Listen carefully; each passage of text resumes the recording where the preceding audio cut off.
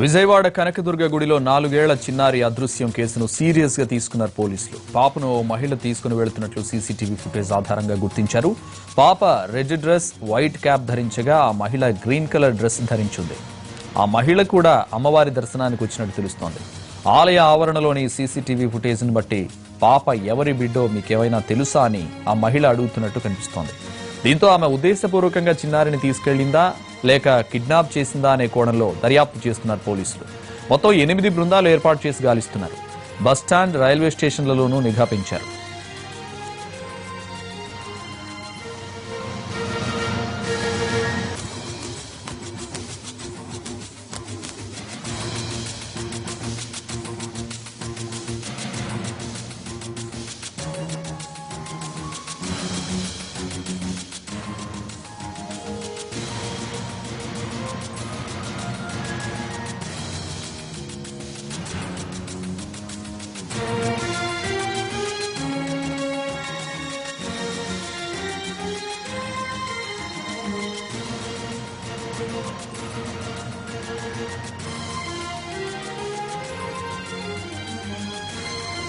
విజయవాడ కనకదుర్గ గుడిలో 4 ఏళ్ల చిన్నారి అదృశ్యం కేసును సీరియస్ గా తీసుకున్నారు పోలీసులు. పాపను ఓ మహిళ తీసుకుని వెళుతున్నట్లు సీసీటీవీ ఫుటేజ్ ఆధారంగా గుర్తించారు. పాప రెడ్ డ్రెస్, వైట్ క్యాప్ ధరించగా ఆ మహిళ గ్రీన్ కలర్ డ్రెస్ ధరించింది. ఆ మహిళ కూడా అమ్మవారి దర్శనానికి వచ్చినట్టు తెలుస్తోంది. ఆలయ ఆవరణలోని సీసీటీవీ ఫుటేజ్ ని బట్టి చూస్తే పాప ఎవరి బిడ్డో మీకేమైనా తెలుసా అని ఆ మహిళ అడుగుతున్నట్టు కనిపిస్తోంది. దీంతో ఆమె ఉద్దేశపూర్వకంగా చిన్నారిని తీసుకెళ్లిందా లేక కిడ్నాప్ చేసిందా అనే కోణంలో దర్యాప్తు చేస్తున్నారు పోలీసులు. మొత్తం 8 బృందాలు ఏర్పాటు చేసి గాలిస్తున్నారు. బస్టాండ్, రైల్వే స్టేషన్లలోనూ నిఘా పెంచారు.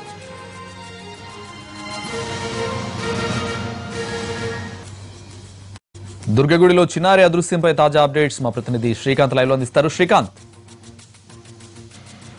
ఉదయం దుర్గగుడిలో అదృశ్యమైనటువంటి 4 ఏళ్ల చిన్నారి నవ్యశ్రీకి సంబంధించిన ఆచూకీ అయితే ఇంతవరకు పోలీసులకు లభ్యం కాలేదు. ఎందుకంటే ఉదయం ఆ తిరుపతి నుంచి నేరుగా దుర్గగుడికి వచ్చిన నవ్యశ్రీ తల్లిదండ్రులు చిన్నారిని అదేవిధంగా బంధువుల్ని తీసుకొని అమ్మవారికి గుడికి వెళ్ళడం జరిగింది. గుడికి వెళ్లే భాగంలో మహామండపం దగ్గర దిగువన లిఫ్ట్ దగ్గర నుంచి పైకి వెళ్లే క్రమంలో చెప్పులు స్టాండ్ వద్ద అయితే పాపను వదిలి వీళ్ళందరూ కూడా సెల్ ఫోన్ అదేవిధంగా ఇతర వస్తువులన్నీ కూడా అక్కడ పెట్టే ప్రయత్నం చేశారు. అందులో భాగంగా ఒక 20 నిమిషాల సమయం తర్వాత పాప ఉందా లేదా అనేది గుర్తిస్తే పాప కనిపించకుండా పోయింది. సుమారు 8 గంటల సమయంలో పాప అనేది కనిపించకుండా పోయినట్టుగా గుర్తించడం జరిగింది. సీసీటీవీ ఫుటేజ్ లో కూడా వీళ్ళందరూ కూడా 8 గంటల సమయంలో గుడిలోకి కింద మహామండపం దగ్గర ఉన్న లిఫ్ట్ దగ్గర ఉన్న సెల్ ఫోన్ భద్రపరుచుకునే రూమ్ వద్దకి, క్లాక్ రూమ్ వద్దకి వచ్చినట్టుగైతే పోలీసులు ఇప్పటివరకు గుర్తించడం అయితే జరిగింది. అదేవిధంగా మొత్తం ఆలయం మొత్తంగా ఉన్న సీసీ కెమెరాల్లో 3 కెమెరాలు అయితే పనిచేయట్లేదు. కొన్ని అయితే రిపేర్లో ఉన్నట్టుగా ఇప్పటికే అధికారులు కూడా గుర్తించారు.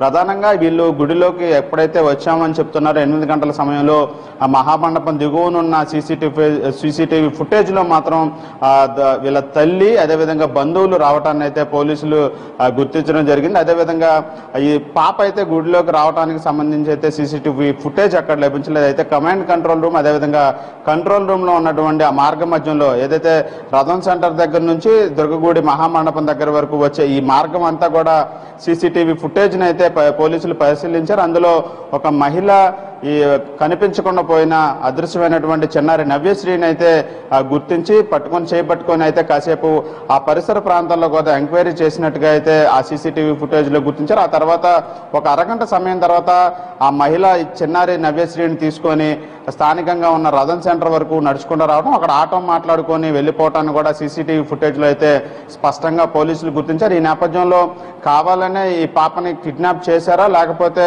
ఎవరు తల్లిదండ్రులు కనిపించలేదు కదా అని తీసుకెళ్లారనే దానికి సంబంధించి అయితే ప్రస్తుతం విచారణ కొనసాగుతుంది. అయితే ఎవరైనా కూడా ఆలయం దగ్గర చిన్నపిల్లలు తప్పిపోవడం అనేది అరుదుగా జరిగే విషయమే.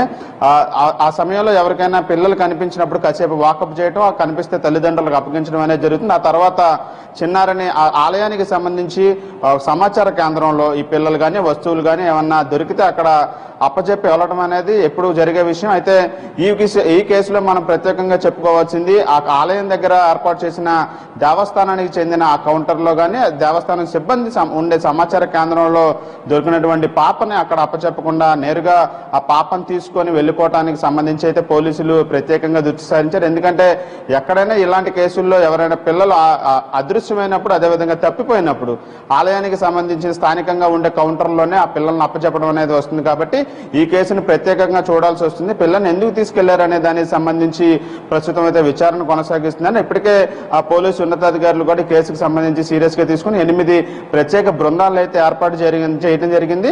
ఆ విజయవాడకు సంబంధించి దుర్గగుడికి వచ్చిన వాళ్ళే ఈ పాపను కూడా తీసుకెళ్లారనేది స్పష్టంగా సీసీటీవీ ఫుటేజ్ లో గుర్తించిన నేపథ్యంలో బస్టాండ్, అదేవిధంగా రైల్వే స్టేషన్, అదేవిధంగా ప్రధాన కూడళ్లు అన్ని ప్రాంతాలకు కూడా అయితే ప్రస్తుతం ప్రత్యేక బృందాలన్నింటిలో కూడా పంపించారు. దుర్గగుడికి సంబంధించి కూడా ఇప్పటికే ఆ దేవస్థానం అధికారులు కూడా కెమెరాలకు సంబంధించి సీసీటీవీ ఫుటేజ్లు సీసీటీవీ కెమెరాలు పనిచేయట్లనే దానికి సంబంధించి అయితే ఉదయం పాప కనిపించకుండా పోయిన దగ్గర నుంచి కూడా మేము 8 గంటల సమయం నుండి ప్రతి 10 నిమిషాలకు ఒకసారి అనౌన్స్మెంట్ లో పిల్ల కనిపించట్లేదు అనేది మేము చెప్తానే వచ్చాం. అదేవిధంగా సీసీటీవీ ఫుటేజ్ కు సంబంధించి అందుబాటులో ఉన్న సీసీటీవీ ఫుటేజ్ ని పోలీసులకు కూడా విచారణ నిమిత్తం ఇవ్వటం కూడా జరిగింది. కాబట్టి మేము కూడా పాప దొరకడానికి సంబంధించి, అదేవిధంగా ఆలయ పరిసరాల్లో ఉన్న పరిస్థితులకు సంబంధించి అయితే మేము కూడా కొంతవరకు వాకప్ చేశాము.